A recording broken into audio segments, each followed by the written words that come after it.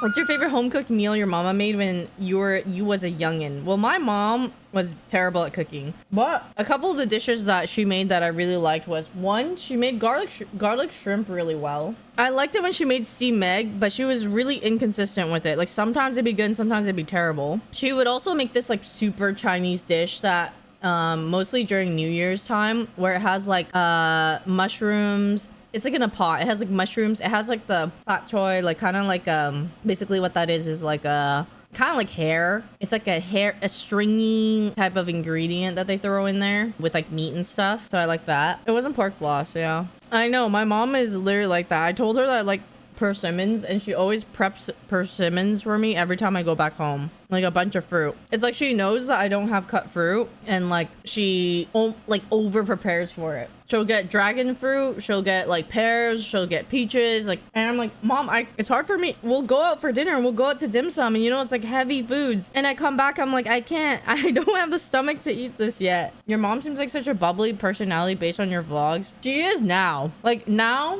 my mom is like a walk in the park, you know? Let me tell you, okay, when I was a teenager, she was a oh my god, she was so annoying and she was so difficult. Listen, she had her reasons. She was going through it too, but like, she put me through hell as well. She put me through hell. So naggy, so not understanding, yell outside my door for years and years. Like, I swear to God, other people would call that like, it's like trauma or some type of like abuse situation, whatever. But it's because I know her that I'm like, you know what? I really don't think I was that difficult. You know, like the type of kid I was growing up. Are you kidding me? I didn't do drugs. I didn't like skip school. No. I can objectively, can I say that if it's about me? I was not a kid, okay? I was like I was straight edge. I know. That's what I mean though. My mom was also like going through stuff, and she's being a mom for the first time. She's very like, you know, the things she valued did not match me, obviously. Having grown up here and her growing up in Vietnam, it's very different. So like I said, it's like, it's fine. She is totally lovely and amazing now. But man, was it difficult being an only child in a tiger parent household. Trust me, I love her now. It's great. Now she's scared that if she nags or yells at me too much, I won't ever come home. So when I come home, it's very pleasant. But she's also much more relaxed now.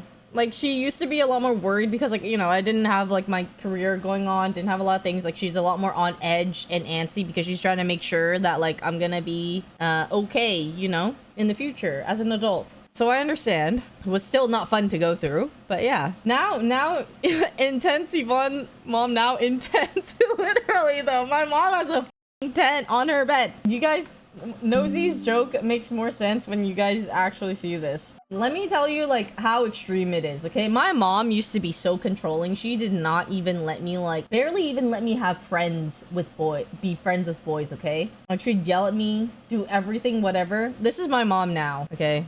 This is now my mom. Now she is a child who has a tent on her bed, and she chills here while watching Chinese dramas on her monitor.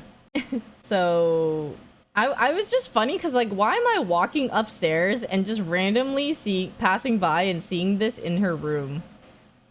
Like, this is what I see when I pass in the hallway, you know? Yeah, she was not cool like this before, I'll have you know. It was a process. Okay, now that she gets some allowance or money from me and other things, she's more like, oh my god. It was like literally the classic of like on you to all of the relatives and other people, and then also simultaneously brag about you at the same time afterwards. I don't know. It's just all normal stuff. Yeah, I'm sure some of you guys can relate. Yeah, she's very sweet, and she's very like loving and everything now. She was my biggest op before I left. And once you leave the nest, they miss you a lot, and they want to make sure you come back to visit. Yeah, it's a culture. It's a culture. It's okay. I learned from her what not to do. She made me like, as I'm thinking about like how I would be a mom, I'm like, I think I'm gonna be a different type of parent, you know? Like, I want my kids to not have to feel like they have to lie to me all the time, and to like be able to talk to me and not be afraid that I'm gonna yell at them. So I'll treat them nice. You know, so what we learned from our parents, yeah, what not to do, you know? And that is okay. But still see the tent on your bed in your future. Hey man, I get it. I went in for a bit. It felt really cozy and safe. I understand. Exactly. Hopefully our kids will also learn from us, and then we just have like a nice generations of like epic parenting at some point after you've gone through enough. And at some point it'll be really improved and refined. The thing is, my mom had one of those before, the canopy or whatever the heck. We can really tell your mom is strict back then, but sweet at the same time. Oh, there was no sweet in her back in the day. I'll have you know, she was only strict. Strict, yelling. She didn't laugh. You see her laugh now? She did not laugh like that. My mom was sweet to other kids, but not me. Hey, same. And I think I told you guys this before, where like when I talked to my mom about her past and everything, it made me a lot more understand a lot more like what was happening during that time. How basically for them, like their priority was survival. It wasn't even about like finding a career necessarily. It wasn't about like, you know, figuring out what you want to do with your life necessarily even. It's literally trying to make the most money as possible so that if there's, when the war breaks out, you have enough that you can escape. You have enough where you could like buy bread and buy food for your family. Like that's their mentality. They're in a whole different mental state and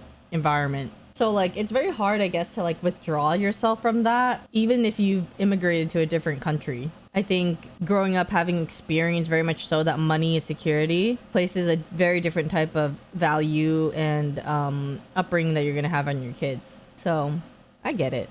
We really are living life on easier mode. Did your mom penny pinch a lot when you were little? Oh yeah, for sure. She definitely did. Her and my dad got in like a lot of fights over it too, and it felt really bad.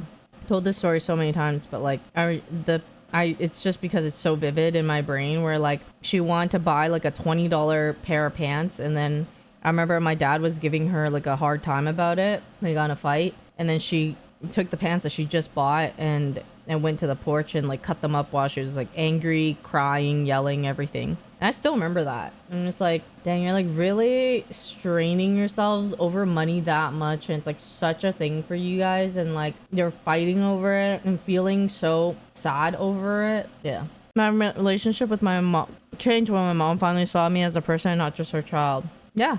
And it goes both ways. I think also when you get older and you see that your parents are also doing life for the first time as well, it's also different. I could do like a couple things. I could be like really upset for the way my mom used to yell at me and everything. Or you're like, well, her husband was massively cheating on her. She's feeling really strongly about her beliefs in certain things. And she feels like her daughter is like ignoring her or not talking to her and like making her feel super unheard. And she feels like everything around her is not, you know. Yeah, it's really different. It's really different. I like, yeah, she was not a peach, but I don't think that she was also, I don't know. I just don't, for whatever reason, I do not hold that against her. Is that something you look out for in your own relationships? Compatibility and money matters? It could be. I don't think I could be with someone who is like incredibly stingy. Yeah.